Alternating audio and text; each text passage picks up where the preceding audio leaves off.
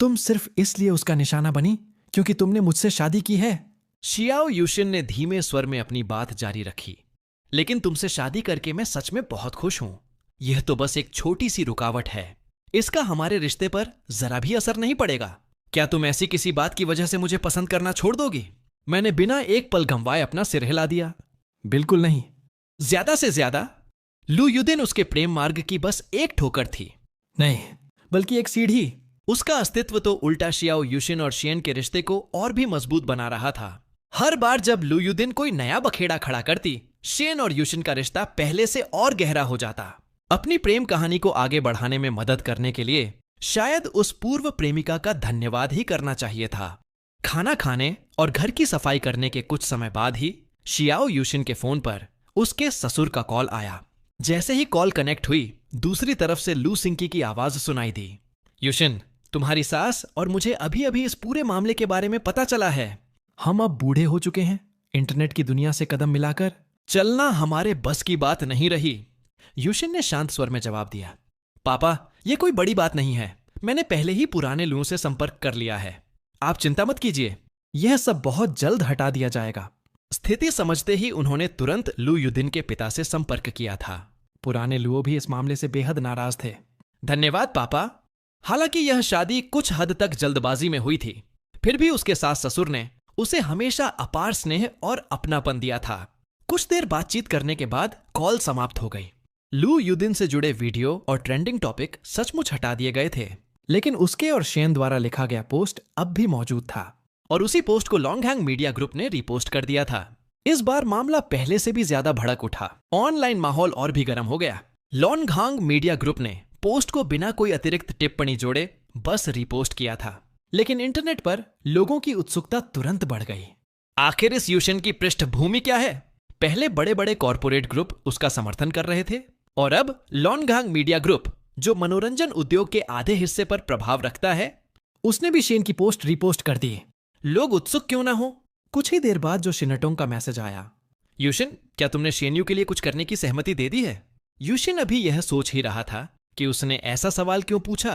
तभी जो शिनटोंग का दूसरा संदेश आ गया। जिस मीडिया कंपनी में शेनयू काम करता है, वह लॉन्गहैंग मीडिया ग्रुप की सहायक कंपनी है और अभी अभी लॉन्गहैंग मीडिया ने उसकी पोस्ट रिपोस्ट की है। क्या तुम दोनों के बीच कोई समझौता हुआ है? आखिर ऐसे मामलों में पेशेवर लोगों को काम सौंपना ही बेहतर होता है। उसे लगा कि शायद यूशिन ने किसी प्रकार का समझौता कर लिया है। आखिरकार सार्वजनिक विवादों में घसीटा जाना किसी के लिए भी परेशानी भरा होता है, खासकर तब जब आपकी व्यक्तिगत जानकारी इंटरनेट पर आसानी से खोजी जा सकती हो। यूशिन कुछ क्षणों के लिए बिल्कुल निशब्द रह गया। फिर उसने जवाब दिया, नहीं, मैंने सचमुच शेनयू से साफ साफ कहा था कि वह मेरी जिंदगी से दफा हो जाए। उसने तो यहां तक कहा था कि वह मेरे बर्बाद होने का इंतजार करेगा। यह सुनकर जो शिनटोंग को अचानक कुछ याद आया।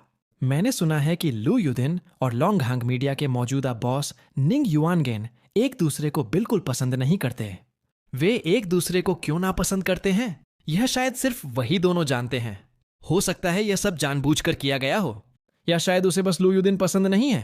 खैर, मुझे तो नहीं लगता कि शेनयू कोई अच्छा इंसान है। नहाने के बाद मैं बिस्तर पर लेट गया और एक बार फिर वीबो खोलकर देखने लगा। इस बार जनमत पूरी तरह बदल चुका था। अब अधिकांश लोग उन बड़ी कंपनियों के बीच मौजूद रिश्तों और संबंधों पर चर्चा कर रहे थे।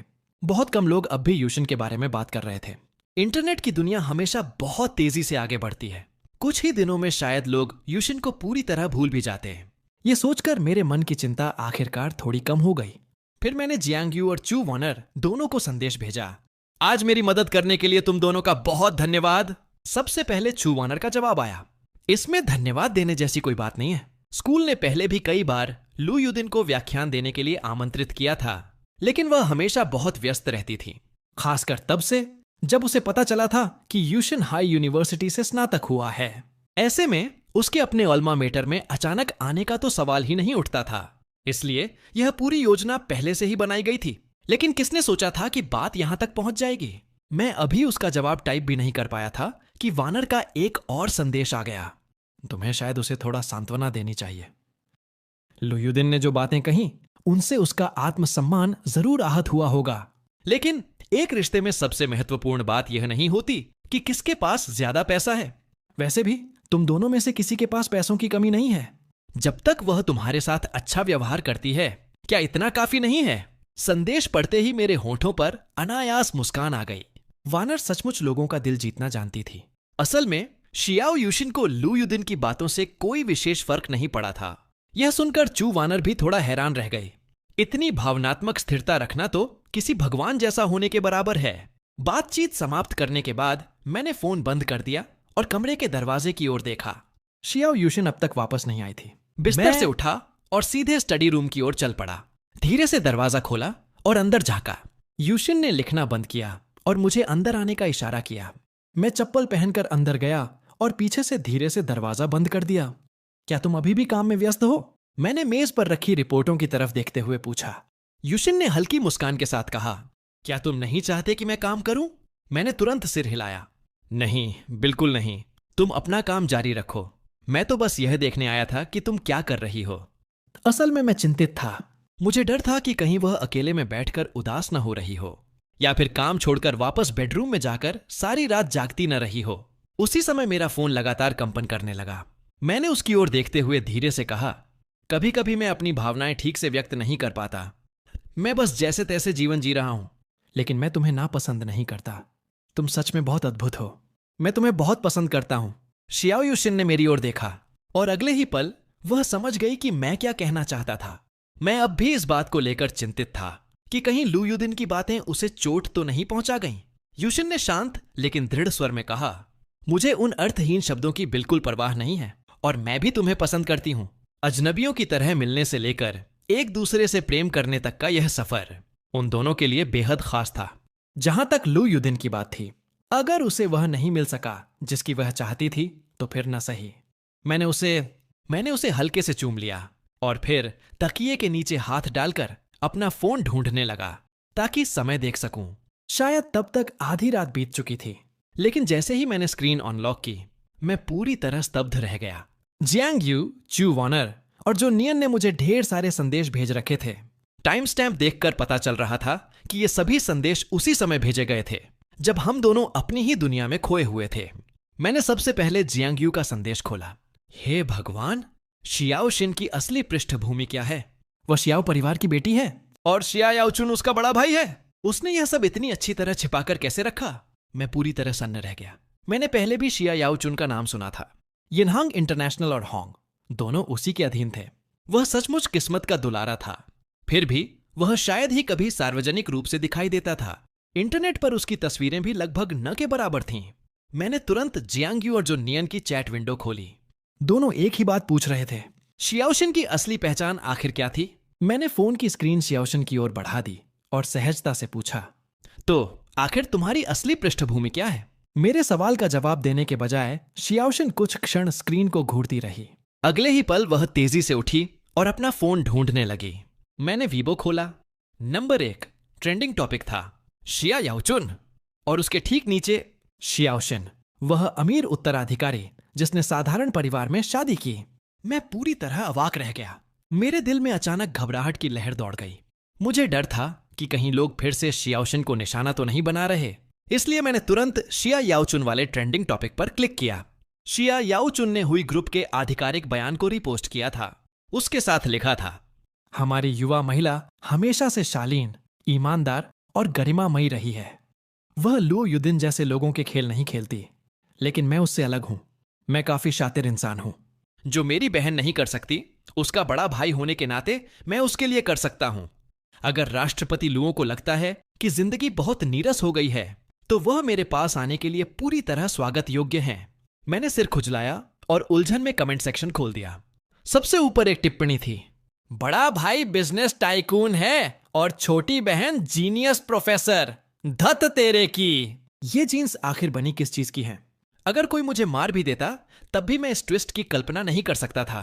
दूसरी टिप्पणी थी, जिसने उसकी छोटी बहन को परेशान किया, उसके खिलाफ बड़ा भाई सीधे मैदान में उतर आया।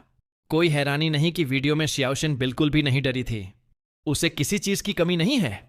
लोग अक्सर वही साबित करने की कोशिश करते हैं जिसकी उन्हें सबसे ज्यादा कमी होती है। और वीडियो देखकर साफ पता चलता है कि राष्ट्रपति लू के पास किस्मत की भारी कमी है। तभी नोटिफिकेशन फिर चमका और भी लोगों ने शियन की पोस्ट को रिपोस्ट किया था। जब मैंने ध्यान से देखा तो मेरी सांस जैसे रुक गई। यिनहांग इंटरनेशनल का आधिकारिक अकाउंट, होंग का आधिकारिक अकाउंट, दोनों ने पोस्ट शेयर की थी। मैंने होंग के रीपोस्ट पर क्लिक किया। उसके साथ एक टिप्पणी भी लिखी थी, हम अपने जीजा जी का समर्थन कर रहे हैं। मेरा दिमाग पूरी तरह सुन्न पड़ गया। तो शियाओशिन सचमुच यिनहांग इंटरनेशनल की वारिस थी? लेकिन क्या शियाओ परिवार में सिर्फ एक ही बच्चा नहीं था? मैंने ध्यान से सोचना शुरू किया। शियाओशिन का बचपन में अपहरण हो गया था और अमीर परिवारों के लिए अपने बच्चों को छिपाकर बड़ा करना कोई असामान्य बात नहीं थी। ऐसी खबरें पहले भी सामने आ चुकी थीं। इसका मतलब साफ था, शियाओशिन वही छिपाई गई संतान थी। और यह बात जितनी अजीब लग रही थी उतनी ही तार्किक भी थी। मैंने बेडरूम के दरवाजे की तरफ देखा। कुछ देर पहले शियाओशिन अपना फोन लेने गई थी, लेकिन अब तक वापस क्यों नहीं आई? उधर शिया याओचुन ने एक ही झटके में शियाओशिन की पहचान पूरी दुनिया के सामने उजागर कर दी थी। उसके माता पिता, उसके ससुर और सास, यहां तक कि उसका पति भी, सब घबरा गए थे। उसे रातों रात वापस पुरानी हवेली बुला लिया गया। उस रात पूरी हवेली रोशनी से जगमगा रही थी। तिनुइगु ने चिंतित स्वर में पूछा, याओचुन, क्या यह थोड़ा ज्यादा जोखिम भरा नहीं था? शिया याओचुन के चेहरे पर कोई बदलाव नहीं आया। उसने शांत स्वर में कहा, उस घटना के बाद हमने उसे दुनिया से छिपा कर रखा। हमने इस परिवार से जुड़े उसके लगभग सभी निशान मिटा दिए। उसे वह हिस्सा भी नहीं मिला जो वास्तव में उसका अधिकार था। वह मेरी छोटी बहन है और आज उसके बारे में इस तरह बातें की जा रही हैं। अगर मैं अभी भी कुछ न करूं तो फिर मैं कचरे से अलग कैसे हूं? उसने हल्का विराम लिया और आगे कहा, और फिर वह अब 28 साल की हो चुकी है। उसके अपने विचार हैं। हम हमेशा यह दिखावा नहीं कर सकते कि उसका इस परिवार से कोई संबंध ही नहीं है। कुछ पल के मौन के बाद बाकी सभी लोग भी उसके फैसले से सहमत दिखाई दिए। सार्वजनिक चर्चा की इस लहर को शुरुआती बिंदु बनाकर शायद शेन को परिवार से परिचित कराने का भी अच्छा अवसर मिल सकता था, लेकिन याओचुन ने सिर हिला दिया। वह शायद वैसे भी ऐसे अवसर पसंद नहीं करेगी। उसे उसकी मर्जी से रहने दो। फिर तिनुइगु ने हल्का सा भौहें सिकोड़ते हुए कहा, मुझे यह उम्मीद नहीं थी कि शेन और लू युदिन पहले रिश्ते में रह चुके हैं। लू युदिन निश्चित रूप से दयालु इंसान नहीं है। माना कि वह असाधारण रूप से प्रतिभाशाली है, लेकिन वह बेहद निर्दयी भी है। शिया याओचुन ने ठंडी हंसी हंसी। अब जबकि यूशिन और शियाओ परिवार एक दूसरे से जुड़े हुए हैं, मामला केवल व्यापारिक प्रतिस्पर्धा का रह गया है। इससे उसे कोई फायदा नहीं मिलेगा। जब तक वह पूरी तरह पागल नहीं हो जाती, वह यूशिन के खिलाफ कुछ करने की हिम्मत नहीं करेगी। अब तक शियाओ शांग चुपचाप बैठे थे। सबके बोल लेने के बाद उन्होंने धीरे से पूछा, यांग इन दिनों कैसी है? क्या वह खुश है? जियान रो मुस्कुरा उठी। वह अपने जीवन के पहले 20 से अधिक वर्षों की तुलना में अब कहीं बेहतर जीवन जी रही है। यह सुनकर शियाओ शांग ने संतोष से सिर हिला दिया। हालांकि वह अभी भी लू युदिन वाले मामले से खुश नहीं थे, लेकिन जब तक शियाओशिन स्वयं शियन को पसंद करती थी, वह इस विषय को आगे नहीं बढ़ाना चाहते थे। वापसी के रास्ते में अचानक जियान रुओ को कुछ याद आया।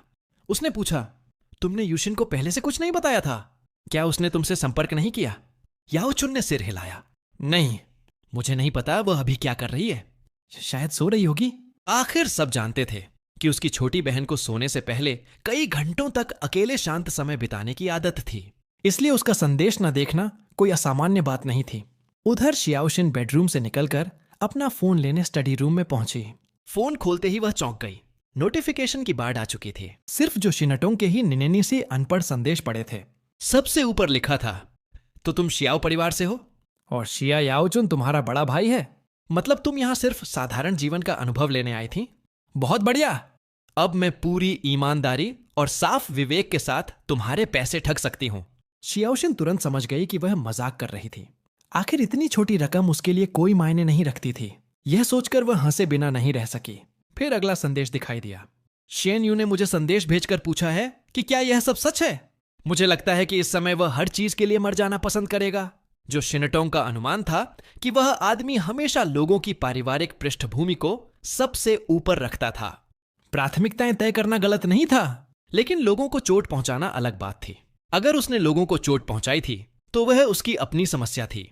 और अब जब उसे पता चल चुका था कि शियाओशिन वास्तव में शियाओ परिवार की बेटी है, तो शायद वह आधी रात को जागकर खुद को कोस रहा होगा।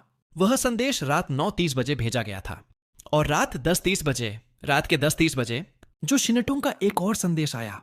क्या तुम सचमुच सो रही हो? आखिर तुम ऐसी स्थिति में सो कैसे सकती हो? लेकिन सच तो यह था कि रात 10:30 बजे शियाओ यूशिन स्टडी रूम में शियन के साथ मस्ती कर रही थी। उसे किसी और बात के बारे में सोचने का समय ही कहाँ मिला था। उसके कई अन्य दोस्तों के भी संदेश आए हुए थे। उसने उन्हें सरसरी निगाह से देखा और फिर सीधे वीबो खोलकर स्थिति की जांच करने लगी। लेकिन जैसे ही उसकी नजर अपने बड़े भाई की पोस्ट पर पड़ी, उसके चेहरे के भाव तुरंत गंभीर हो गए। उसने शिया याओचुन को फोन करने का सोचा, लेकिन तब तक आधी रात बीत चुकी थी। कुछ पल सोचने के बाद उसने यह विचार छोड़ दिया। काफी देर बाद वह वापस बेडरूम में लौटी। उसी समय मैं भी बिस्तर से उठकर उसे ढूंढने जाने वाला था। तभी दरवाजा खुला। शियाओशिन अंदर आई और धीरे से दरवाजा बंद कर दिया। बिस्तर पर बैठते ही उसने धीमे स्वर में कहा, माफ करना, मैंने तुम्हें इसके बारे में कभी नहीं बताया। वह सचमुच इस मामले में पूरी तरह ईमानदार नहीं रही थी, और यह बात वह खुद भी मानती थी। सच कहूं तो मुझे अभी भी इस सब पर विश्वास करने में कठिनाई हो रही थी। मैंने हमेशा सोचा था कि उसका परिवार काफी समृद्ध होगा, लेकिन मैंने कभी कल्पना भी नहीं की थी कि उसकी पृष्ठभूमि इतनी असाधारण होगी। मैं हंस पड़ा। तुम कितनी बेवकूफ हो। शियाओ यूशिन ने धीरे से सिर झुका लिया। मुझे तुमसे यह बात नहीं छिपानी चाहिए थी। उसे इतना गंभीर देखकर मैं और जोर से हंस पड़ा। अरे तुम कर क्या रही हो? इतनी गंभीर क्यों हो गई हो? यह कोई आसमान टूट पड़ने जैसी बात नहीं है। मैंने उसका हाथ पकड़ लिया और मुस्कुराते हुए कहा, मैंने तुमसे शादी की है, तुम्हारे परिवार से नहीं। तुम्हारे पापा से मैं सिर्फ 2 बार मिला हूं और तुम्हारी मां से शायद 3 बार। मुझे इन बातों से कोई फर्क नहीं पड़ता। तुम्हारा परिवार कैसा है इसका मुझसे कोई लेना देना नहीं है। मेरी बातें सुनते ही उसकी आंखें चमक उठीं। फिर मैंने हंसते हुए कहा, सच बताऊं तो मैं तो इस बात को लेकर ज्यादा चिंतित था कि कहीं लुओ युदिन की बातें तुम्हें हीन भावना में न धकेल दें। अब मुझे समझ आ गया था। कोई आश्चर्य नहीं कि उसने कभी लुओ युदिन के अपमान को दिल पर नहीं लिया। वह पहले ही दुनिया की हर चमक दमक देख चुकी थी, फिर भी उसने एक साधारण जीवन चुनना पसंद किया था। मेरी बातों ने स्पष्ट रूप से उसे छू लिया। वह धीरे धीरे और करीब खिसक आई। फिर उसने कहा, आज रात मैं तुम्हें सब कुछ बताऊंगी। कुछ पल रुककर उसने धीरे धीरे अपनी कहानी शुरू की। मैंने तुम्हें पहले भी अपनी स्थिति के बारे में थोड़ा बहुत बताया था। मेरे अपहरण की घटना के बाद उसकी आवाज हल्की हो गई। मेरे परिवार ने मुझे दुनिया से छिपाकर रखना शुरू कर दिया। मैं साल में शायद 1 बार भी अपने माता पिता से नहीं मिल पाती थी। समय बीतता गया और धीरे धीरे ज्यादातर लोग यह तक भूल गए कि मेरा अस्तित्व भी है। जब मेरे भाई ने 21 साल की उम्र में पढ़ाई पूरी की, तब मेरे पिता ने कंपनी के कामों से थोड़ा पीछे हटना शुरू कर दिया ताकि हमारी सार्वजनिक मौजूदगी और कम हो सके। हमारा परिवार हमेशा से लो प्रोफाइल रहा है। 10 साल से भी ज्यादा समय बीत चुका है। अब कोई भी उस पुरानी घटना का जिक्र नहीं करता, और जो लोग उस घटना में शामिल थे उन्हें छोड़कर शायद किसी को वह बात याद भी नहीं होगी। फिर उसने मेरी ओर देखा। तुमने शायद यह बात तब महसूस की होगी जब पहली बार मेरे घर गए थे। मेरे माता पिता मेरी पसंद का हमेशा सम्मान करते हैं और मेरे भाई बहन हमेशा मुझे बेहद प्यार करते रहे हैं। मैंने आश्चर्य से पूछा, रुको, तुम्हारी एक बड़ी बहन भी है? शियाओशिन मुस्कुराई। लिली अब मेरी भाभी है। फिर उसने समझाया, मैंने उसे पहले कभी भाभी नहीं कहा था, लेकिन जैन राम के निधन के बाद मैं उसे बहन कहने लगी। यहां तक कि जब उसने मेरे भाई से शादी कर ली तब भी मैंने उसे बुलाने का तरीका नहीं बदला। मैंने सिर हिलाया। समझ गया। कुछ क्षणों तक कमरे में खामोशी छाई रही। मैं लगातार उसे देखता रहा। मेरी इस आदत से वह थोड़ी असहज हो गई। उसने धीरे से पूछा, क्या हुआ? मैं अचानक मुस्कुरा उठा। तो हमारी शादी के कुछ ही दिनों बाद जो आदमी दुकान पर आया था और जिसने एक साथ 3000 कप कॉफी खरीद ली थी, क्या वह तुम्हारा भाई था? यह सोचते ही सब कुछ अचानक समझ में आने लगा। अब मुझे समझ आया कि शियाओशिन ने उस ग्राहक को पागल क्यों कहा था, और वह बार बार मुझसे क्यों पूछती रहती थी कि दुकान पर कोई अजीब व्यक्ति तो नहीं आया। शियाओशिन ने बेबसी से सिर हिलाया। हां, मैं नहीं चाहती थी कि तुम उससे मिलो, इसलिए वह खुद ही आ गया। वह परेशानी खड़ी नहीं करना चाहता था, वह बस तुम्हें अपनी आंखों से देखना चाहता था। अब सोचने पर सचमुच ऐसा ही लग रहा था। वह झगड़ा करने नहीं आया था। यहां तक कि उसने ईमानदारी से पूछा भी था कि क्या मुझे नई कॉफी मशीनों की जरूरत है। मैं हंस पड़ा। तो बाद में जो महिला 3000 कप और खरीदना चाहती थी वह तुम्हारी बहन थी? लगता है यह आदत पूरे परिवार में चलती है। शियाओशिन भी मुस्कुरा उठी। हां, वह वही थी। फिर उसने मेरा हाथ हल्के से दबाया और गंभीर स्वर में बोली, मैं जानबूझकर तुम्हें अपने भाई या परिवार के बाकी लोगों से दूर नहीं रख रही थी। मुझे बस डर था कि कहीं इतिहास खुद को दोहरा ना दे। एक प्रतिष्ठित परिवार अक्सर मुसीबतों को आकर्षित करता है। मुझे डर था कि कहीं मैं तुम्हारे लिए खतरा न बन जाऊं। भले ही संभावना 10,000 में से सिर्फ एक ही क्यों ना हो, उस समय वह संभावना मौजूद थी। उसने हल्की सांस ली। मैंने कभी नहीं सोचा था कि मेरा अपहरण भी हो सकता है। वो ऐसी चीज लगती थी जो कभी हो ही नहीं सकती। अगर बात सिर्फ उसकी खुद की होती तो शायद इस दुनिया में कोई भी चीज शियाओशिन को डरा नहीं सकती थी। उसे परवाह नहीं थी कि मामला कितना सार्वजनिक हो जाए। लेकिन अब वह शादीशुदा थी। उसे डर था कि कहीं उसके पति को कोई नुकसान न पहुंचे। कुछ देर बाद मैंने उसका हाथ कसकर पकड़ लिया। चीजों को स्वाभाविक रूप से होने दो, ठीक वैसे ही जैसे जब तुम मेरे जीवन में ढेर सारी परेशानियां लेकर आई थी। मैंने कभी इसके लिए तुम्हें नापसंद नहीं किया, है ना? शियाओ यूशिन की आंखों में कोमलता भर गई।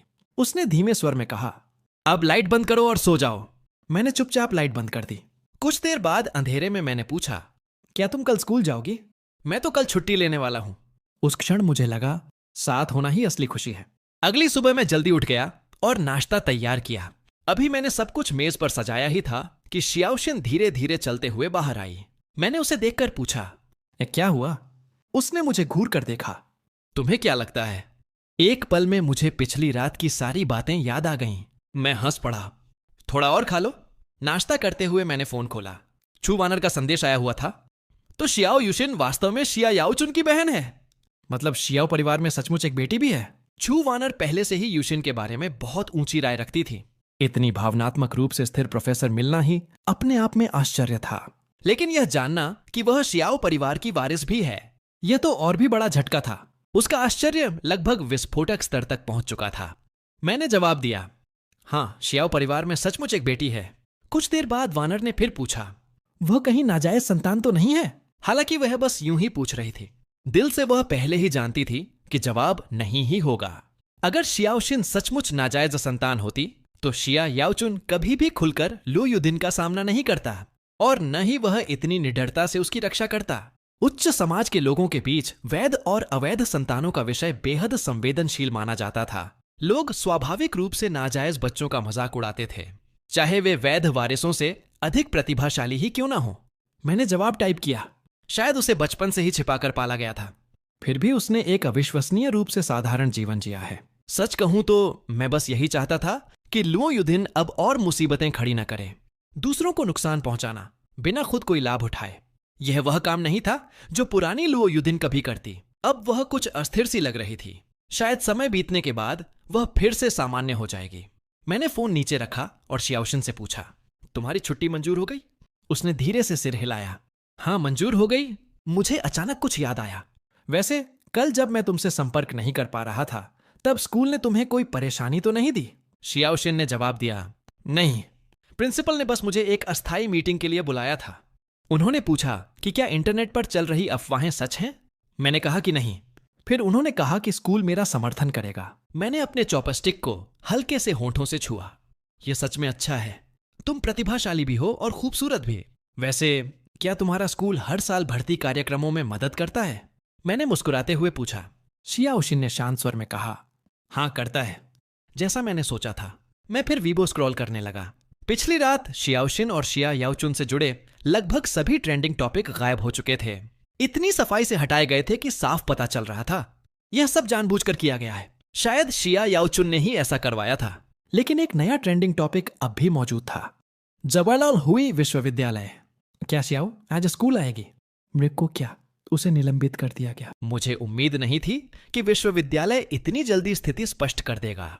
कुछ ही समय में नया ट्रेंडिंग टॉपिक उभर आया, सुई विश्वविद्यालय में पढ़ने आओ। मैंने उत्सुकतावश उस पर क्लिक किया। सबसे ऊपर विश्वविद्यालय का आधिकारिक बयान था।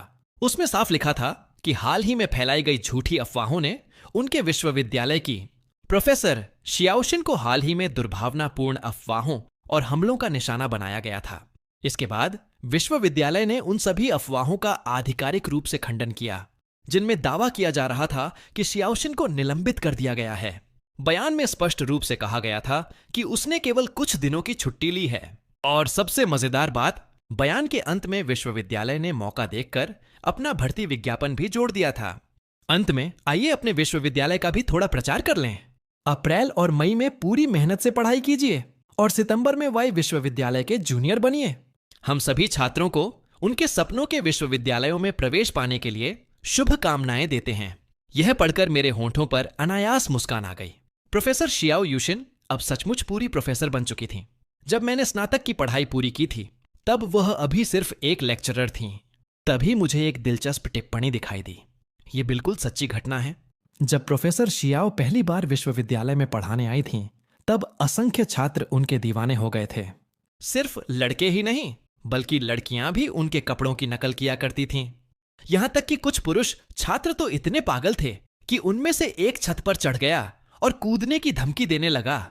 उस घटना ने प्रोफेसर शियाओ को इतना डरा दिया था कि उसके बाद वह हर दिन स्कूल ऐसे कपड़े पहनकर आने लगी जैसे कोई भिखारी हो। वह जानबूझकर खुद को अस्त व्यस्त, जर्जर और साधारण दिखाती थीं।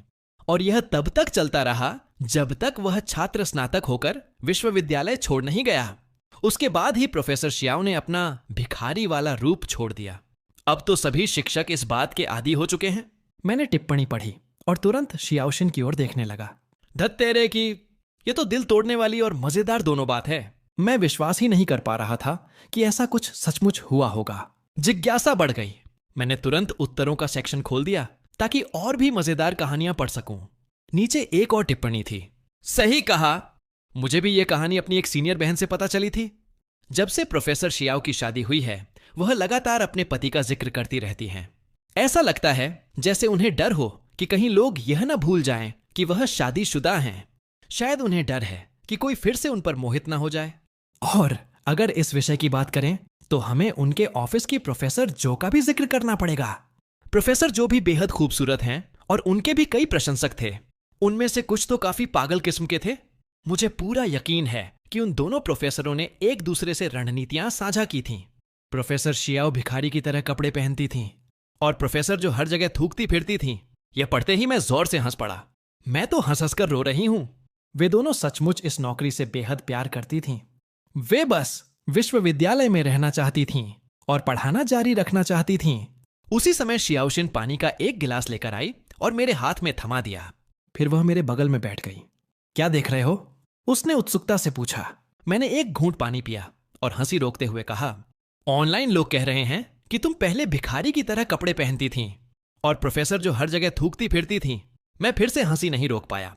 सिर्फ उस दृश्य की कल्पना करना ही काफी था। विश्वास करना मुश्किल था कि वे दोनों सचमुच ऐसा करती होंगी। शियाओशिन लगभग पानी पीते पीते घुट गई। वह लगातार खांसने लगी। कुछ क्षण बाद उसने गिलास नीचे रखा और मेरा फोन अपने हाथ में ले लिया। सच में? उसने खुद देखने के लिए स्क्रीन की ओर झांका। मैं उत्सुकता से उसे देखने लगा। शियाओशिन ने चुपचाप एक लंबी सांस छोड़ी। उसने कुछ नहीं कहा, लेकिन उसकी प्रतिक्रिया ही सब कुछ बता रही थी। मतलब? यह सच था। मैं और करीब खिसक आया। क्या उस समय की कोई फोटो भी है? शियाओ यूशिन ने बिना झिझक जवाब दिया। अगर होती भी तब भी मैं तुम्हें नहीं दिखाती। मैं सोफे पर आराम से टिक गया और उनके बारे में लिखी जा रही मजेदार टिप्पणियां पढ़ता रहा। मेरा मूड काफी अच्छा हो गया था। कम से कम अब यह पूरा मामला लगभग समाप्त माना जा सकता था। सच कहूं तो मैंने कभी नहीं सोचा था कि लुओ युदिन का किया हुआ यह तमाशा अंत में शियाओशिन की असली पहचान दुनिया के सामने ला देगा। तभी एक नया ट्रेंडिंग टॉपिक फिर सामने आया। हुए ग्रुप के शेयर गिरे और उसके ठीक नीचे एक और ट्रेंडिंग विषय था, एस्लॉन्ग होंगे ग्रुप। मैंने यूं ही उस पर क्लिक कर दिया, लेकिन पोस्ट पढ़ने के बाद मैं स्तब्ध रह गया। निंग यूशिन ने पोस्ट किया था, फेहुई ग्रुप के शेयर गिरे।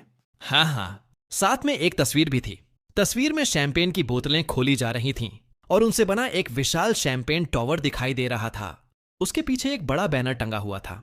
बैनर पर लिखा था, जब एक जगह दर्द होता है तो चारों दिशाओं से समर्थन मिलता है। शियाओशिन भी झुककर पोस्ट देखने लगी। फिर हल्की मुस्कान के साथ बोली, वह सचमुच काफी साहसी है। पहले मेरे भाई ने खुलकर लुओ युदिन को चुनौती दी और अब निंग यूशिन ने उसके मुंह पर सीधा तमाचा मार दिया। दोनों सामने से हमला कर रहे हैं। असल में हुई ग्रुप के शेयरों में आई गिरावट बहुत बड़ी नहीं थी। लुओ युदिन के लिए यह न तो कोई गंभीर चोट थी और न ही कोई बड़ी समस्या। ज्यादा से ज्यादा कुछ शेयरधारक शिकायत कर सकते थे। आखिरकार लुओ युदिन वास्तव में एक बेहद सक्षम व्यवसायी थी। सच तो यह था कि अगर शियाओशिन का संबंध शियाओ याओचुन से न होता तो भले ही मैं उसका नाम साफ कर देता, लुओ युदिन को कोई खास नुकसान नहीं पहुंचता। उसने कभी कल्पना भी नहीं की थी कि शियाओशिन उसके लिए एक अप्रत्याशित चर साबित होगी। लेकिन शियाओशिन को इतने सालों तक इतनी सावधानी से छिपाकर रखा गया था कि लुओ युदिन के लिए सच्चाई जान पाना लगभग असंभव था। शियाओशिन ने मेरी ओर देखा। क्या तुम निंग यूशिन को जानते हो? मैंने सिर हिलाया। हाँ, वह वास्तव में काफी अच्छा इंसान है। पहले वह लुओ युदिन का बहुत करीबी दोस्त हुआ करता था। शियाओ यूशिन ने पोस्ट में लिखे गए उन दो हाहा को देखा और हल्का सा हंसी। लेकिन उसके चेहरे पर खुशी पूरी तरह दिखाई नहीं दे रही थी। मैंने कुछ क्षण सोचा और फिर कहा, उन दोनों की दोस्ती टूट गई थी। यह शायद 2 साल से भी पहले की बात है। मुझे आज तक नहीं पता कि वास्तव में हुआ क्या था। बस अचानक उनके संबंध खराब हो गए और उसके बाद उन्होंने एक दूसरे से मिलना जुलना बंद कर दिया। मैंने एक बार लू युदिन से इसके बारे में पूछा भी था, लेकिन उसने कहा कि यह मेरा मामला नहीं है। उसने कुछ भी समझाने से इनकार कर दिया। यहां तक कि उसने मुझे निंग युशिन से दूर रहने के लिए हा को देखा और हल्का सा हंसी। लेकिन उसके चेहरे पर खुशी पूरी तरह दिखाई नहीं दे रही थी। मैंने कुछ क्षण सोचा और फिर कहा, उन दोनों की दोस्ती टूट गई थी। यह शायद 2 साल से भी पहले की बात है। मुझे आज तक नहीं पता कि वास्तव में हुआ क्या था। बस अचानक उनके संबंध खराब हो गए और उसके बाद उन्होंने एक दूसरे से मिलना जुलना बंद कर दिया। मैंने एक बार लू युदिन से इसके बारे में पूछा भी था, लेकिन उसने कहा कि यह मेरा मामला नहीं है। उसने कुछ भी समझाने से इनकार कर दिया। यहां तक कि उसने मुझे निंग युशिन से दूर रहने के लिए भी कहा। वो नहीं चाहती थी कि मैं उससे बात करूं। उस समय मुझे लगा था कि वह बहुत बचकाना व्यवहार कर रही है। इसीलिए जब भी मेरी मुलाकात निंग युशिन से होती, मैं सामान्य रूप से उससे बात कर लेता था। अब मुझे याद है, एक बार मैंने उससे सिर्फ कुछ शब्दों की बातचीत की थी, और जब लुओ युदिन ने यह देख लिया तो उसने पूरे 1 दिन तक मुझे अनदेखा किया। जब मैंने उसे इसके लिए डांटा तो उसने मुझे और 2 दिन तक ठंडी प्रतिक्रिया दी। मैंने अपने गाल को उंगलियों से खुजलाया। सच कहूं तो वे दोनों ही काफी बचकाने थे, बिल्कुल छोटे बच्चों की तरह। खुद किसी से बात नहीं करेंगे और अपने दोस्तों को भी आदेश देंगे कि उससे बात मत करो। यह सोचकर शियाओशिन हंस पड़ी। मूर्ख। उसी समय उसका फोन बज उठा। स्क्रीन पर उसके भाई का नाम चमक रहा था। उसने मेरी ओर देखा। मेरे भाई का फोन है, मैंने सहजता से कहा। तो उठाओ। उसने कॉल रिसीव कर ली। दूसरी तरफ से सबसे पहले शिया याओचुन की आवाज आई। तुमने मुझे फोन क्यों नहीं किया? शियाओशिन ने उल्टा सवाल किया। क्या मुझे तुम्हें फोन करना चाहिए था? आमतौर पर वे दोनों महीने में सिर्फ एक बार बात करते थे। शिया याओचुन हल्के से हंसा। कुछ समय पहले तक तुम हर कुछ दिनों में मुझे फोन कर रही थी, और अब फिर से महीने में एक बार वाली स्थिति हो गई है। क्या बात है? क्या तुम अब भी कल रात की घटना को लेकर नाराज हो? कुछ क्षण रुककर उसने गंभीर स्वर में पूछा। मैंने तुम्हें पहले नहीं बताया था। क्या तुम मुझसे नाराज हो? असल में वह सचमुच चिंतित था। उसे पता था कि अगर वह पहले पूछता तो शियाओशिन शायद सहमत नहीं होती। इसलिए उसने पहले काम किया और बाद में समझाने का फैसला किया। शियाओशिन ने होंठ भींच लिए। स्पष्ट था कि वह पूरी तरह खुश नहीं थी। शिया याओचुन भी अच्छी तरह समझता था कि उसकी चिंता क्या थी। शेन का जीवन हमेशा सरल और शांत रहा था, जबकि उनका अमीर परिवार राजनीति, व्यापारिक संपर्कों और जटिल रिश्तों से भरा हुआ था।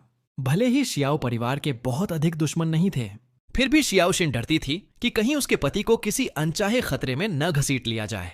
अब जबकि सब कुछ सार्वजनिक हो चुका था, उसने अचानक विषय बदल दिया। वैसे क्या आज सुबह उठते ही तुम्हें सबसे पहले मुझे फोन नहीं करना चाहिए था? तुम इतनी शांत क्यों हो? शेन शायद ही कभी मजाक करता था, लेकिन इस बार उसने हंसते हुए कहा। तो क्या मैं अभी फोन काट दूं और फिर दोबारा कॉल करके औपचारिक रूप से पूछूं? कम से कम रस्म तो पूरी हो जाएगी। शिया याओचुन कुछ सेकंड के लिए चुप रह गया। यह उसकी वही छोटी बहन थी जो पहले सिर्फ पूछे गए सवालों का जवाब देती थी, और उसके जवाब हमेशा छोटे और ठंडे होते थे। वह कब से उसके साथ इस तरह मजाक करने लगी? उसे हमेशा लगता था कि उसकी बहन में गर्मजोशी की कमी है, लेकिन अब वह पहले से कहीं ज्यादा जीवंत लग रही थी। वह मुस्कुराया। इतनी मेहनत करने की जरूरत नहीं है। उसी समय शियाओशिन की नजर मुझ पर पड़ी। मैं सोफे के आर्मरेस्ट पर आधा लेटा हुआ अपना फोन चला रहा था। उसने फोन पर धीरे से कहा, उसने मुझे मना लिया। जब उसने यह कहा तो उसके स्वर में हल्का सा गर्व साफ महसूस हो रहा था। मैंने सिर उठाकर उसकी ओर देखा, फिर मुस्कुराया और दोबारा अपने फोन की स्क्रीन पर नजरें जमा दी। शियाओ याओचुन यह सुनकर स्पष्ट रूप से संतुष्ट दिखाई दिया। फिर उसने मुस्कुराते हुए कहा, मैंने देखा कि तुम आज स्कूल नहीं गई। क्या तुम्हें याद है, तुमने पहले एनुओ से कहा था कि जब समय मिलेगा तो तुम अपने गॉडफादर और गॉड मदर से मिलने जाओगी? चलो आज दोपहर ही चलते हैं। शियाओशिन ने कुछ क्षण सोचा और फिर सिर हिलाकर कहा, ठीक है, हम बाद में वहां जाएंगे। उसके मुंह से हम शब्द सुनते ही मैंने तुरंत उसकी ओर देखा। फोन रखने के बाद मैंने पूछा, हम कहां जा रहे हैं? शियाओशिन मेरी हथेली में अपनी उंगलियों से खेलते हुए बोली, मेरे गॉडफादर और गॉड मदर से मिलने। क्या यह ठीक रहेगा? मैं मुस्कुरा दिया, बिल्कुल। मैं उठकर वॉक इन क्लोसेट में गया और कपड़े बदलने लगा। तैयार होकर बाहर आया तो शियाओशिन एक साधारण लेकिन बेहद खूबसूरत कैजुअल ड्रेस में तैयार खड़ी थी। मैंने उसकी ओर देखकर कहा, चलो पहले मॉल चलते हैं। किसी के घर खाली हाथ जाना अच्छा नहीं लगता। शियाओशिन ने सहमति में सिर हिलाया। ठीक है। मॉल में वह मेरे साथ साथ चल रही थी और शॉपिंग कार्ट धक्का दे रही थी। उसने जल्दी ही ध्यान दिया कि मैं लगभग वही चीजें खरीद रहा था जो उसने पिछली बार अपने माता पिता के लिए खरीदी थीं। जब तक पूरा शॉपिंग कार्ट भर नहीं गया, मुझे संतोष नहीं हुआ। कार में बैठने के बाद मैंने पूछा, दोपहर के भोजन पर वहां कौन कौन होगा? शियाओशिन ने जवाब दिया, मेरे गॉडफादर, गॉडमदर, मेरा भाई और मेरी बहन। ज्यादा लोग नहीं होंगे, सब ठीक रहेगा। मैं खिड़की के बाहर देखने लगा। मेरे मन में पहली बार कॉफी शॉप में शियाओ याओचुन और जियन रू से हुई मुलाकात घूमने लगी। आखिर आज का माहौल कैसा रहने वाला था? जई परिवार की हवेली काफी दूर थी। जब हम पहुंचे तब लगभग 11 बज चुके थे। वे चारों पहले से ही हमारा इंतजार कर रहे थे। कार से उतरते ही मैंने जी एन रुओ और शियाओ याओचुन के परिचित चेहरे देखे। अचानक मुझे थोड़ी झिझक महसूस हुई। सिर्फ मुझे ही नहीं, मुझे याद था कि हमारी पहली मुलाकात के समय जियन रू ने भी कहा था, अगर सच में कोई समस्या आ गई तो तुम्हारी कॉफी शॉप को खुला रखने की भी जरूरत नहीं पड़ेगी। अब उस बात को याद करके शर्म से मेरे पैर तक मुड़ने लगे। यह सब शियाओ याओचुन की गलती थी। अगर उसने पहले ही सच बता दिया होता तो यह स्थिति ही नहीं बनती। सौभाग्य से मैंने जानबूझकर कभी शियन को निशाना नहीं बनाया था। मेरी सारी शिकायतें सिर्फ शियाओ याओचुन तक सीमित थीं। जैसे ही उन्होंने हमें आते देखा, जी परिवार के दोनों बुजुर्ग खुशी से खिल उठे। पिताजी, जोकी और माताजी चुनयांग जी तुरंत हमारा स्वागत करने आगे बढ़े। आप आ गए, शियाओशिन ने मुस्कुराकर कहा। Godfather, godmother. मैंने भी तुरंत अभिवादन किया। Godfather, godmother. दोनों बुजुर्ग बार बार सिर हिलाते रहे। वे स्पष्ट रूप से बहुत खुश थे। चुनयांग जी की आंखें अचानक हल्की लाल हो गईं। उन्होंने भावुक होकर उत्तर दिया। मुझे लगा शायद उन्हें फिर से अपने बेटे की याद आ गई थी। उसी समय शियाओ युशिन ने कार का ट्रंक खोला। बटलर और नौकरानियां आगे आए और सारे उपहार अंदर ले जाने लगे। चुनयांग जी ने कहा, इतनी सारी चीजें क्यों ले आए? हालांकि उनकी आवाज में शिकायत थी, लेकिन चेहरे पर छिपी खुशी साफ दिखाई दे रही थी। यह व्यवहार बिल्कुल वैसा था जैसे किसी दामाद का स्वागत किया जाता है। मैंने मुस्कुराकर कहा, गॉडमदर, मुझे ठीक से नहीं पता था कि आपको क्या पसंद है, इसलिए मैंने थोड़ा थोड़ा सब कुछ ले लिया। अगली बार जब मैं और यूशिन खाली होंगे तो हम आपके साथ खरीदारी करने चलेंगे। यह सुनते ही चुनयांग जी फिर खिल उठी। उन्होंने मेरा हाथ पकड़ लिया। शियन, गॉड मदर को तुम जो भी लाए हो सब पसंद है। वह मेरा हाथ पकड़े हुए अंदर ले गईं और रास्ते भर मुझसे बातें करती रहीं। मेरे होंठों पर भी मुस्कान बनी रही। सच कहें तो मैं लोगों को खुश करना जानता था। और मीठी बातें किसे पसंद नहीं होती। सामने के आंगन में पहुंचने के बाद अब तक चुप खड़े शियाओ याओचुन ने मुस्कुराकर कहा, माँ, रू और मैं अभी तक ठीक से शियन से बात भी नहीं कर पाए हैं। शियाओशिन आगे बढ़ी और परिचय कराने लगी। ये मेरे बड़े भाई हैं और ये मेरी बहन है। हालांकि हम पहले मिल चुके थे, फिर भी उसने औपचारिक परिचय पूरा किया।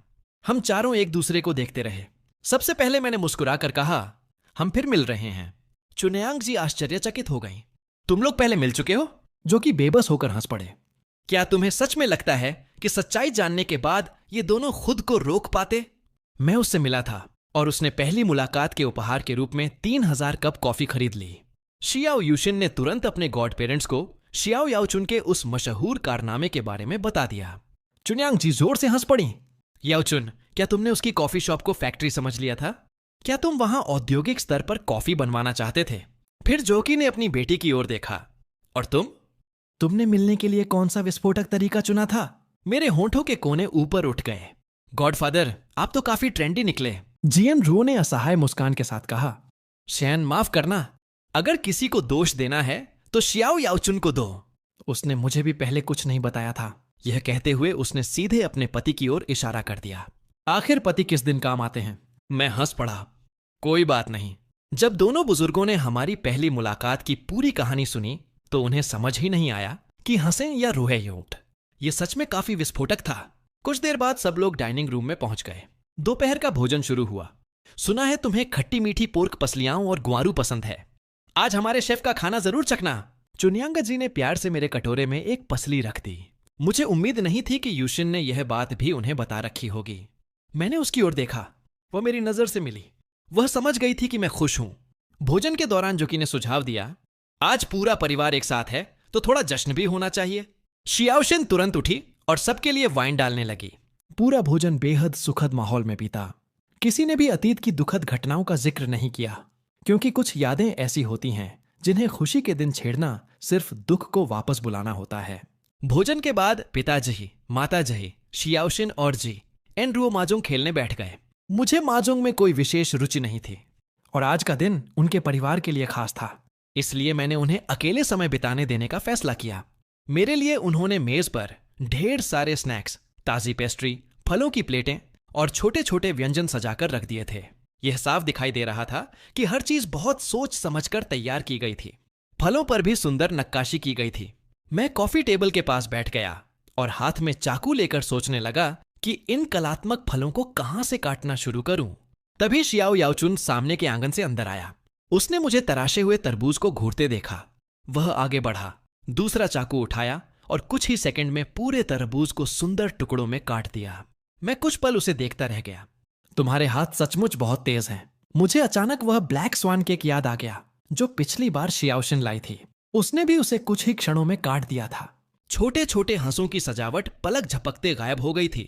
शियाओ याओचुन ने शांत स्वर में कहा, काम तो हो जाना चाहिए। उसने चाकू साफ किया और वापस रख दिया। फिर अपने साथ लाया हुआ एक उपहार बॉक्स मेरे पास रख दिया। एक छोटा सा उपहार है, उम्मीद है तुम्हें पसंद आएगा। इतना कहकर वह मेरे बगल में बैठ गया। मैं मुस्कुराया। धन्यवाद बड़े भाई। कुछ क्षण बाद उसने मेरी ओर देखा और कहा, यूशिन ने तुम्हें अपने परिवार के बारे में नहीं बताया था, लेकिन वह जानबूझकर तुमसे कुछ छिपा भी नहीं रही थी। मैंने सिर हिलाया। कोई बात नहीं, मैं उसके साथ हूं। बाकी सब चीजें मेरे लिए महत्वपूर्ण नहीं हैं। शादी के बाद हम उसके परिवार के साथ नहीं रहते। उसकी पृष्ठभूमि कैसी है इससे मुझे कोई फर्क नहीं पड़ता। मुझे सिर्फ शियाओ यूशिन पसंद है। यह सुनकर शियाओ याओचुन के चेहरे पर मुस्कान फैल गई। कोई आश्चर्य नहीं कि तुम उसे इतनी अच्छी तरह समझा पाए। तुम बिल्कुल वही बातें कहते हो जो वह सबसे ज्यादा सुनना चाहती है। किसी के द्वारा संजोए जाने का एहसास उसके लिए बहुत मायने रखता है। उसने गहरी सांस ली। तुम्हें हमारे कुछ फैसले शायद अतिरंजित लगते होंगे, लेकिन जो कुछ वर्षों पहले हुआ था उसने पूरे परिवार को बदल दिया। आज भी मेरे माता पिता और बाकी परिवार के लोग उस घटना को याद करके डर जाते हैं।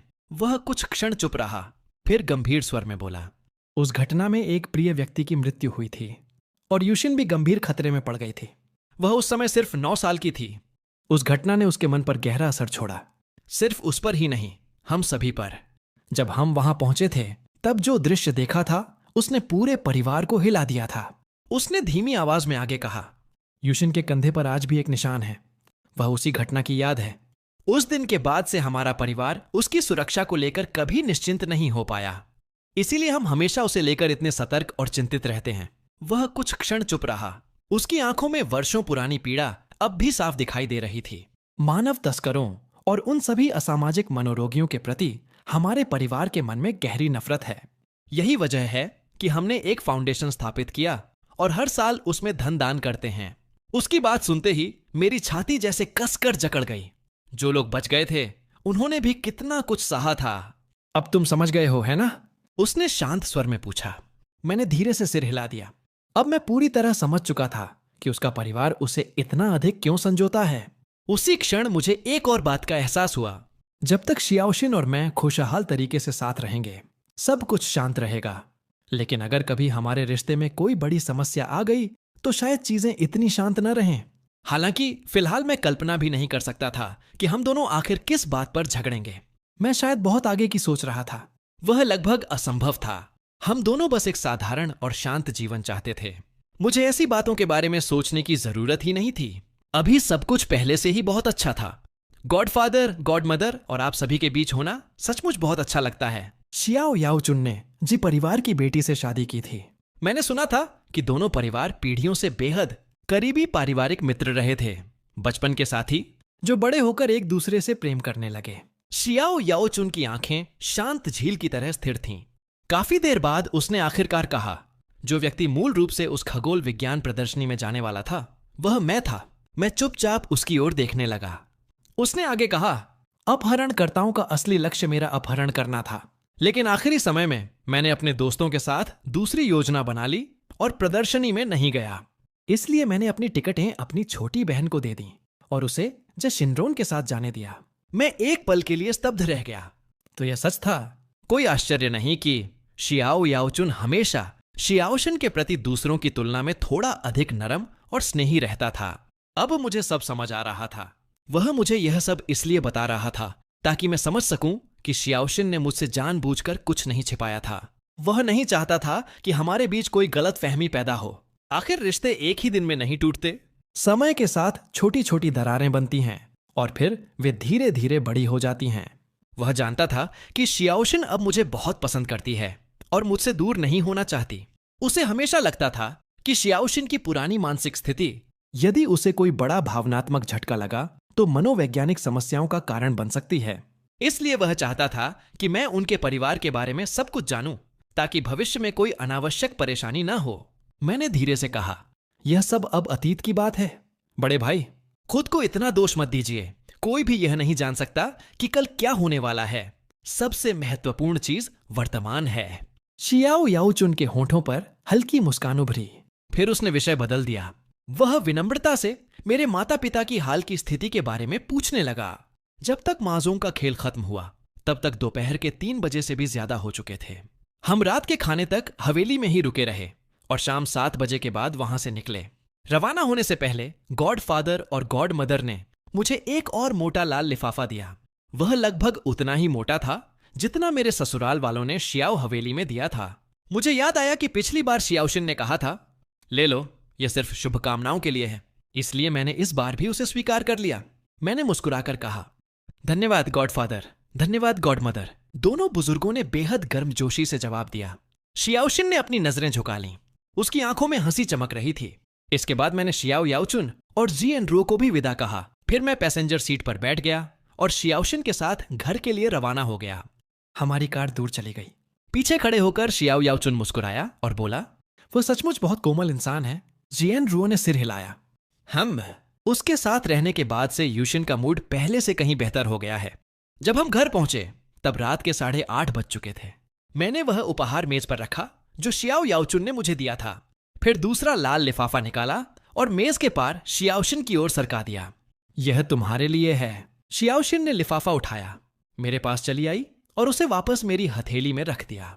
यह तुम्हारा है। मैंने लापरवाही से उसे मेज पर रख दिया। तभी उसने पूछा, क्या मेरे भाई ने आज दोपहर तुमसे कुछ कहा? बस तुम्हारे परिवार के बारे में कुछ बातें। और क्या उसने मेरे बारे में कुछ कहा? मैं सोफे पर घुटनों के बल बैठा, उसकी ओर झुका और उसे बाहों में भर लिया। हाँ, उसने कुछ ऐसी बातें बताईं जो तुमने मुझे कभी नहीं बताईं। क्या तुम डर रही थी कि मैं डर जाऊंगा? मैंने बेहद नरम आवाज में कहा, जैसे उसके दिल को धीरे से छू रहा हूं। हाँ, उसने स्वीकार किया। मैंने उसके चेहरे को हल्के से सहलाया। मुफर, अगर कोई बात तुम्हें परेशान करती है तो उसे अपने अंदर मत दबाए रखो। यह बहुत थका देने वाला होता है। ठीक है, मैं याद रखूंगी। नहाने के बाद मैं वापस बेडरूम में आया। जैसे ही मैं बिस्तर पर लेटा, नींद लगभग तुरंत आने लगी। पेट के बल लेटे लेटे मैंने फोन उठाया और जियांग यू से चैट करने लगा। कुछ देर बाद उसका मैसेज आया। मैं हंस हंस कर मर रही हूं। हमारे पूरे सर्कल में हर कोई निंग यूशिन के स्टंट के बारे में बात कर रहा है। सच में मुझे उम्मीद नहीं थी कि वह सीधे लुओ युद्धिन का नाम लेकर उसे चुनौती दे देगी। आखिर दोनों के बीच इतनी बड़ी दुश्मनी है क्या? मैंने उसके भेजे प्रश्न चिन्ह को देखा और जवाब दिया, तुम्हारा मतलब क्या है? उसने सिर खुजलाने वाला इमोजी भेजा। वह स्पष्ट रूप से हैरान थी। क्या तुम्हें सच में नहीं पता कि उनके बीच क्या हुआ था? यह पढ़ते ही मेरी नींद पूरी तरह उड़ गई। मेरी आंखें चमक उठीं। कौन सी गपशप, जल्दी बताओ। तुम मुझसे बातें छिपा रही हो? मैंने रोते हुए पांडा वाला इमोजी भेजा। कमजोर और बेबस। कहीं जाने की जगह नहीं। जियांग यू हंस पड़ी। मुझे लगा तुम्हें पहले से पता होगा। क्या पता होगा? किसी ने मुझे कभी कुछ नहीं बताया। और वैसे भी शायद बहुत कम लोग जानते हैं कि दोनों के बीच क्या हुआ था। कम से कम मैंने तो कभी नहीं सुना। हमारे सर्कल में लोग अक्सर लुओ युधिन और निंग यूशिन की दुश्मनी के बारे में बात करते थे, लेकिन किसी को असली कारण नहीं पता था। लुओ युधिन ने भी मुझे कभी कुछ नहीं बताया। उसने तो बस मुझे ठंडी प्रतिक्रियाएं ही दी थीं। इसके बारे में सोचकर मैं थोड़ा बेबस हंस पड़ा। वैसे भी मैं उसके पैसे के पीछे नहीं था। उसकी सबसे बड़ी ताकत उसकी व्यावसायिक क्षमता थी और उसका बेहद खूबसूरत चेहरा। सच कहूं तो वह वास्तव में बहुत सुंदर थी। जियांग यू ने कुछ देर सोचा और फिर लिखा, शायद लुओ युधिन और उसके कुछ करीबी दोस्तों के अलावा किसी को नहीं पता कि क्या हुआ था। वैसे क्या उसने तुम्हें भी कभी नहीं बताया? मैंने तुरंत जवाब दिया, बताने की बात छोड़ो, मैंने खुद उससे पूछा था, लेकिन उसने कुछ नहीं बताया। उल्टा उसने मुझे निंग यूशिन से बात न करने के लिए कहा। जियांग यू ठहाका लगाकर हंस पड़ी। हे भगवान, ये कितना बचकाना है। मैं भी मुस्कुरा दिया। अब समझ आया कि मैं इतने सालों से किसी के समझाने का इंतजार क्यों कर रहा था। कुछ देर बाद उसका अगला मैसेज आया। 2 साल पहले निंग यूशिन पहले से ही तुम्हारे प्रति दिलचस्पी रखती थी। शियाओशिन ने नजर उठाकर जो शिनटोंग की ओर देखा, जो शिनटोंग की आंखों में साफ साफ प्रशंसा झलक रही थी। वह उसे सिर से पांव तक ऐसे देख रही थी मानो पहली बार किसी दुर्लभ व्यक्ति को देख रही हो। तुम्हारा यहां आने का अंदाज भी कमाल है। क्या मैं तुम्हें सिर्फ इसलिए देख पा रही हूं क्योंकि आज मेरी क्लास नहीं है? उसकी आवाज में मजाक भी था और हल्की शिकायत भी। फिर उसने नाटकीय अंदाज में सीने पर हाथ रख लिया। मेरा दिल सच में टूट गया है। मैं अपनी सबसे अच्छी दोस्त के साथ पूरी ईमानदारी से पेश आती रही, लेकिन मेरी वही दोस्त मेरे साथ इतने बड़े दिमागी खेल खेलती रही। शियाओशिन ने डेस्क पर रखे छोटी बिल्ली वाले सजावटी गहने को उंगलियों से धीरे धीरे घुमाया। उसका शांत व्यवहार मानो चुपचाप कह रहा था कि जो शिनटोंग कुछ ज्यादा ही नाटकीय हो रही है। जो शिनटोंग ने हल्का सा खांसा, फिर मुस्कुराकर बोली, अब सोचती हूं तो फाइनेंस विभाग की प्रतियोगिता में तुम्हारा पुरस्कार जीतना बिल्कुल स्वाभाविक था। सारे संकेत तो पहले से मौजूद थे। तुम शायद बचपन से ही वित्तीय दुनिया और व्यापारिक माहौल के बीच बड़ी हुई हो। हालांकि शियाओशिन ने बचपन से बहुत कुछ देखा और सुना था, लेकिन सच्चाई यह थी कि उसकी उसमें कभी विशेष रुचि नहीं रही। व्यापार की दुनिया बहुत जटिल थी। एक तरह से वह हमेशा उससे बचती रही थी और अपने सुरक्षित दायरे के भीतर रहना पसंद करती थी। उसने शांत स्वर में कहा, मैं तो बस कोशिश करना चाहती थी। मुझे सच में कोई पुरस्कार जीतने की उम्मीद नहीं थी। फिर उसने हल्की मुस्कान के साथ जोड़ा, प्रतिभा, आखिर प्रतिभा ही होती है। और सच यही था। तथ्यों ने साबित कर दिया था कि वह इस क्षेत्र में वास्तव में असाधारण प्रतिभा रखती थी। अचानक जो शिनटोंग को शियनयू याद आ गया। ओह हाँ, कल स्कूल के बाहर मेरी मुलाकात शियनयू से हुई थी। शियाओशिन ने उसकी ओर देखा। जो शिनटोंग आगे बोली, वह तुम्हारा इंतजार कर रहा था।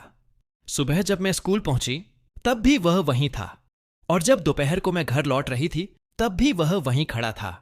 उसने हल्की भौहें सिकोड़ लीं। उसने मुझसे पूछा कि तुम आसपास हो या नहीं। मैंने उसे बताया कि तुम छुट्टी पर हो, लेकिन उसे मेरी बात पर विश्वास ही नहीं हुआ। उसे लगा मैं उससे झूठ बोल रही हूं। कुछ पल रुककर उसने कहा, और जाते जाते उसने मुझसे कहा कि मैं तुम्हें जरूर बता दूं। शियाओशिन, घर जाते समय सावधान रहना। वह शायद आज काम के बाद भी तुम्हारा इंतजार करेगा। शियाओशिन ने अपनी मेज व्यवस्थित करना जारी रखा। उसकी उंगलियां रिपोर्ट के नीचे पड़े सोयाबीन के दाने जितने छोटे सिलवट वाले हिस्से पर टिक गईं। उसके चेहरे पर हल्की गंभीरता उतर आई। सब कुछ सुनने के बाद उसने सिर्फ इतना कहा, समझ गई। और बात वहीं खत्म हो गई। ठीक वैसा ही हुआ जैसा जो शिनटोंग ने कहा था। उस दोपहर जब शियाओशिन घर लौट रही थी, उसकी मुलाकात सचमुच शियनयू से हो गई। जैसे ही वह अपनी कार में बैठी, उसने रियरव्यू मिरर में पीछे आती हुई उसकी पोर्श स्पोर्ट्स कार देख ली। उसने एक नजर शीशे में डाली, फिर बिना कोई प्रतिक्रिया दिए कार स्टार्ट की और आगे बढ़ गई। उधर शियनयू ने भी उसकी कार देख ली थी। 5 लाख युआन से अधिक कीमत वाली उसकी की कार को घूरते हुए उसके चेहरे के भाव अचानक बेहद अजीब हो गए। कुछ समय पहले तक वह खुद और शियाओशिन के बीच की आर्थिक खाई का मजाक उड़ाता रहा था। उसने तो यहां तक कह दिया था कि वह उसके अपमानित होने का इंतजार करेगा। लेकिन अब जितना अधिक वह सोचता कि शियाओशिन ने उससे अपनी असली पहचान छिपाई थी, उतना ही अधिक उसका गुस्सा बढ़ता जा रहा था। उसने लगातार कई बार हॉर्न बजाया, लेकिन शियाओशिन ने जैसे कुछ सुना ही नहीं। वह शांत भाव से गाड़ी चलाती रही। आखिरकार शियनयू भी उसके पीछे चल पड़ा। ड्राइव करते हुए वह लगातार हॉर्न बजाता रहा। वह उसे रुकने के लिए मजबूर करना चाहता था। शियाओशिन की भौहें हल्की सिकुड़ गईं। पीछे से आती लगातार हॉर्न की आवाज बेहद परेशान करने वाली थी। उसने कार की रफ्तार थोड़ा बढ़ा दी, लेकिन शियनयू ने भी तुरंत स्पीड बढ़ा दी और उसकी कार के बराबर आ गया। उसने अपनी खिड़की नीचे की और जोर से चिल्लाया, शियाओशिन, गाड़ी साइड में लगाओ। शियाओशिन ने अपनी खिड़की तक नहीं खोली। वह बस सड़क पर ध्यान देती रही। शियनयू की आवाज हवा को चीरती हुई उसके कानों तक पहुंचती रही। उसे अचानक बेहद लाचारी महसूस हुई। सार्वजनिक सड़क पर कोई उसका नाम लेकर इस तरह चिल्ला रहा था। यह सिर्फ उसे ही बुरा दिखा रहा था। कितना परेशान करने वाला इंसान था। वह लगातार ड्राइव करती हुई सीधे शियन के कैफे तक पहुंची और आखिरकार वहीं जाकर रुकी। अगर वह आगे बढ़ती रहती तो शायद शियनयू उसका पीछा करते हुए घर तक पहुंच जाता। इसलिए उसने तय किया कि यहीं रुककर सुन लिया जाए कि वह आखिर कहना क्या चाहता है। यह उसके पति का कैफे था। भले ही शेन वहां मौजूद न हो, लेकिन कर्मचारी उसे पहचानते थे। अगर शेन यू बाद में जाकर कोई झूठी कहानी गढ़ने की कोशिश करता तो कम से कम गवाह मौजूद रहते। जब शेन यू ने देखा कि वह रुक गई है तो उसने भी अपनी कार साइड में लगा दी। लगातार चिल्लाने से उसका गला सूख चुका था। उसने गला साफ किया। शियाओशिन पहले कैफे के अंदर चली गई। काउंटर पर जो नियन अपना चेहरा टिकाकर आराम कर रही थी, जैसे ही उसने शियाओशिन को देखा वह तुरंत सीधी बैठ गई। भाभी, उसने उत्साह से पुकारा। शियाओशिन हल्का सा मुस्कुराई। फिर उसने जो नियन को कहते सुना, बॉस शायद मॉल गए हैं। शियाओशिन ने सिर हिलाया। मैं थोड़ी देर बाद वापस चली जाऊंगी। वह जाकर शेन की सामान्य सीट पर बैठ गई। जो नियन अभी उसके पास जाकर पूछने ही वाली थी कि वह कुछ पीना चाहती है या नहीं, कि तभी उसने एक आदमी को तेजी से अंदर आते देखा। वह सीधे आकर शियाओशिन के सामने बैठ गया। जो नियन वहीं रुक गई। उसने यूकी की ओर झुककर फुसफुसाया, क्या चल रहा है? यूकी ने एक नजर डाली, फिर तुरंत समझ गई कि कुछ बड़ा होने वाला है। मैं सुनने जा रही हूं। जो नियन तुरंत एक पास वाली मेज पर जाकर बैठ गई। वह आराम करने का नाटक करने लगी, बीमार होने का नाटक करने लगी, थक जाने का नाटक करने लगी। ऐसी चीजों में वह विशेषज्ञ थी।